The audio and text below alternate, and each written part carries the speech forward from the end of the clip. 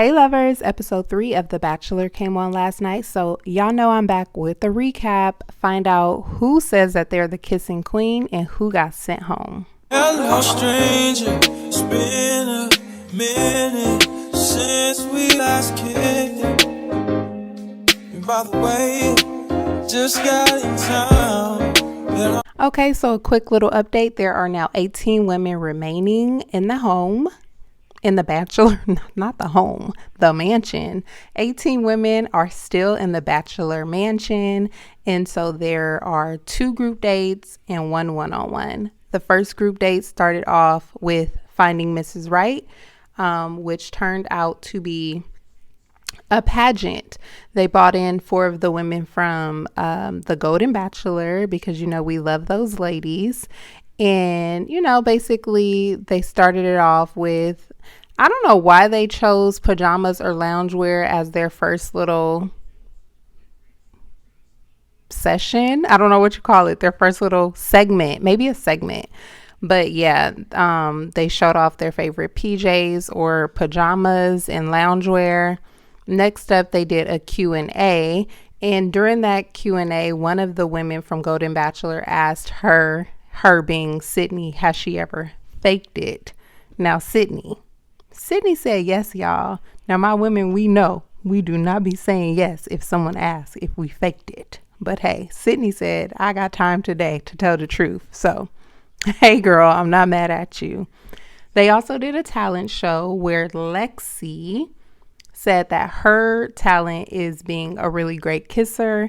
And anytime someone brings the bachelor or bachelorette up to help them with the talent, that always seems to get them some extra points, which it did because Lexi was announced as the winner of the pageant.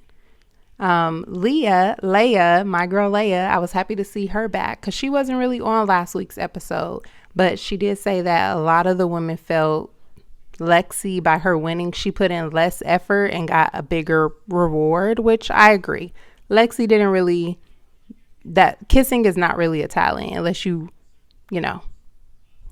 really, really put in work. But girl, go ahead, sit down. Okay, so next there was the nightcap. Of course, after every date, they do a nightcap. And Joey talked to Medina. He brought up how he knew that there was drama last week, which reminder the Maria Medina saying, how she's older drama, which I feel like they are dragging out. Okay, they are beating a dead horse. But basically he let her know, he's there to be supportive of her and wanted to make sure everyone knew that it was a safe space. So Medina did end up saying she felt like she was being bullied a little. I think that's a little reach, but hey, who am I to tell someone they're not being bullied? If that's what you feel, then that's what you feel. But I will say the other women in the house agreed that she was not being bullied later, okay? They're like, I don't think she was really being bullied. So Joey brought it to the women's attention after he spoke with Medina, and he let Medina know. He let the women know that Medina felt she was being bullied. And so after he was basically like, I don't do drama, y'all figure it out. And so once he left the women, people were like, okay, what's going on? Like, where did that even come from? Because mind you, Maria and Medina have been okay. Like, they haven't really been arguing or anything like that. So this is why I'm supposed to be holding the mic, because my hands are like, like a little choir director. Anyway, Medina was like, oh, I think it was from my time of talking to him. And, I did let him know that there was a situation that I did feel bullied about. And so here comes Sydney, y'all. Sydney was like, yeah, I felt bullied too about the whole Maria Medina thing. And it's just like, girl, what are you talking about? Sydney called Maria catty, and Maria just was kind of confused. Like, I have no idea where this is coming from. And I'm going to tell y'all where I think it's coming from a little bit later.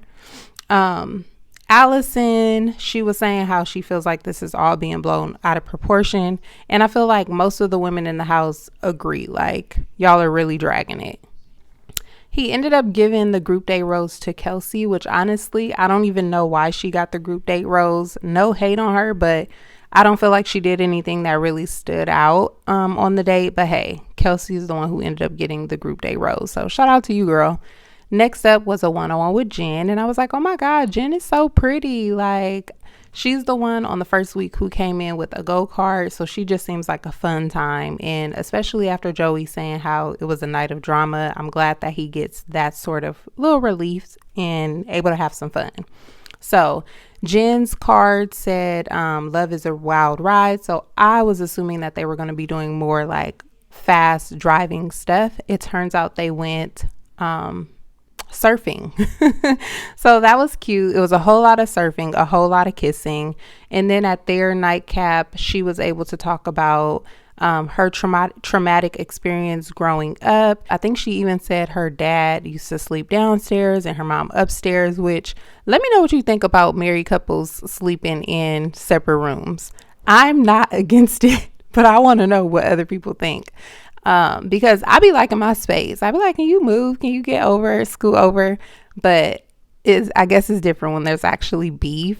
So what do you guys think about married couples sleeping in separate rooms?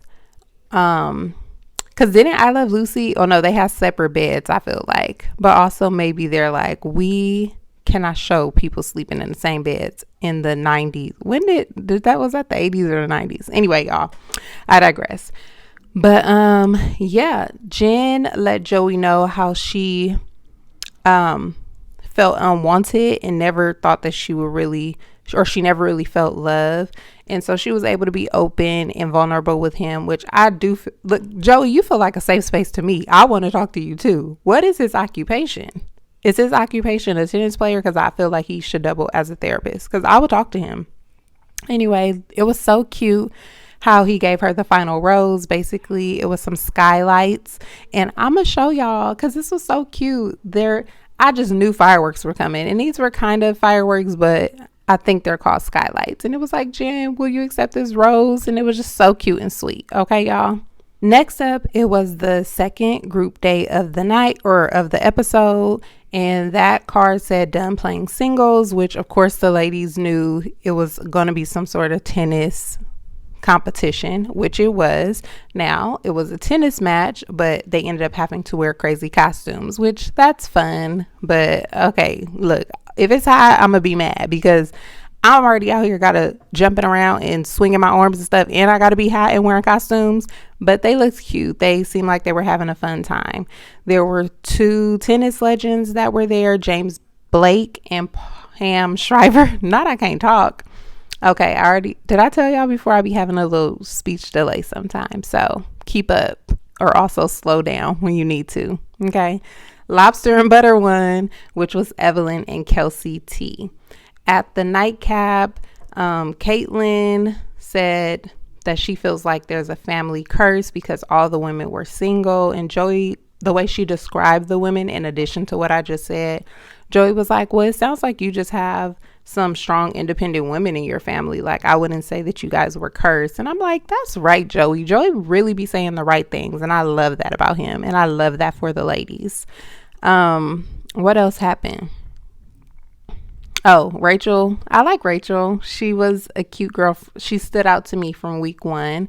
Her earring got caught in his sweater, and when she was able to get unattached, production had to come in and help them out. When she was able to get unattached, she basically let him know that he reminds her of her dad, like how gentle he is. And I feel like if you have a good relationship with your dad, that is like a top tier compliment. So keep doing what you're doing, Joey. Daisy, which is my number 2, or she's just in my top 2. I don't want to put her 1 or 2. She circled back to last week where she told him about her cochlear implant, and she asked him, she was like, you want to touch it? And he's like, yeah. So they were able to connect a little deeper there by him touching her cochlear implant. And ultimately, Caitlin is the one that got the rose for the night on the group date. So that's the end of the curse, hopefully. Well, it's just a good sign for her and her family. Like, girl, you got a rose. That's a good sign. Be happy. All right. Next up, back to the house, which means back to the Sydney and Maria drama, y'all. Sydney was letting the ladies know that she was gonna let Joey know how she feels about Maria, and she said that she was gonna let him know at the cocktail party, but it ended up not being a cocktail party because here comes Joey. He wants to do a pool party instead. But anyway, Sydney did end up telling Joey about Maria, and it just gave like, girl, you are really doing too much. Like, I don't know. Sydney told Joey that Maria started attacking Medina, and then she ended up attacking Sydney, and she said Maria told her she was embarrassing, weird, and dumb. And I'm like, did I miss that? Because I did not hear Maria say any of that. Joey then asked to talk to Maria, of course, to get her side of things, where Maria was able to let him know, like, look, that's not how it went. She told him how she's been bullied before and she would never bully anyone. She also let him know, if you like Sydney, then there's no way you could like me because we are two completely different people. And that's right, Maria. Now, here's what I think is going on with Sydney and Maria. I think Maria is just, like I said, I think in the previous week, I think Maria is just a super confident person. So sometimes people get not confused about that, but they get intimidated by it. So I do personally feel like Sydney may be intimidated by Maria or Maria's confidence, because that is exactly what she's given. Okay. At the rose ceremony, Lexi got the first rose, and then Maria ended up getting a rose. So I was like, okay, good. Like, they were down to the wire, and Sydney was, I think, one of the last 4 girls standing. So I'm like, maybe she gonna get sent home, but it's only episode 3, so we know how Bachelor do.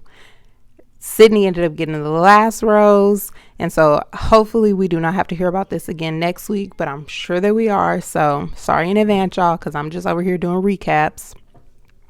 I didn't realize Evelyn was one of the women to go home until I was like, oh no, if Sydney got the last rose and Evelyn don't got a rose yet, what is going on? I was kind of shocked by Evelyn leaving so early. There were 2 other women that got sent home as well, Krissa, and then one more that I feel like I never even saw her before. Anyway, next week, The Bachelor comes on Monday and Tuesday, which means double dose of recaps from me. I will see you guys next week. Hope you guys enjoyed it. Make sure you guys like this video, share it, subscribe to the channel, and I'll see you guys next week.